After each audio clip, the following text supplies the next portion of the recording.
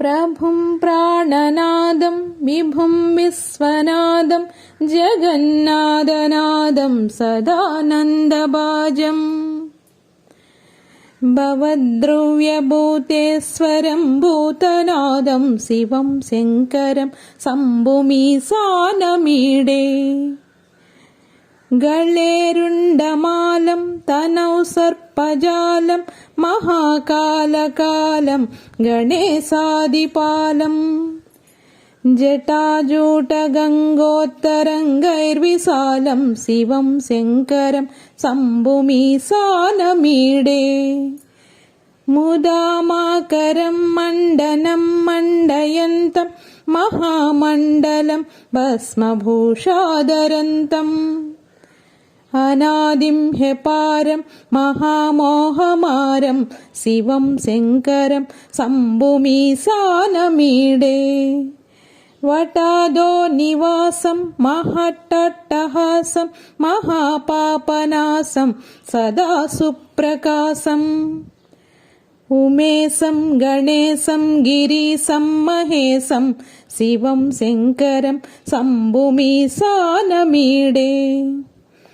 गिरीन्द्रात्मजां सङ्गृहीतार्धदेहं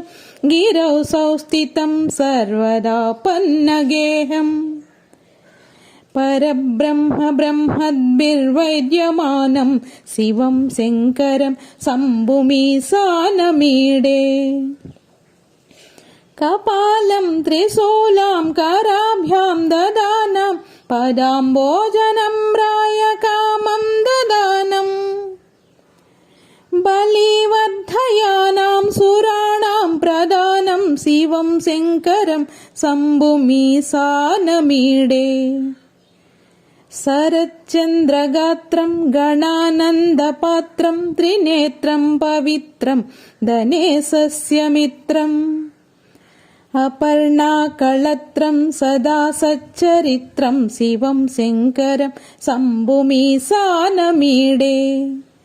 हरं सर्पहारं चिताभूविहारं भवं वेदसारं सदा निर्विकारम्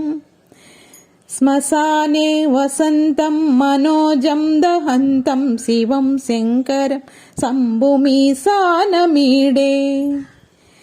स्वयं यः प्रभाते नरः शूलपाणे पठे स्तोत्ररत्नं त्रिहै प्राप्य रत्नम्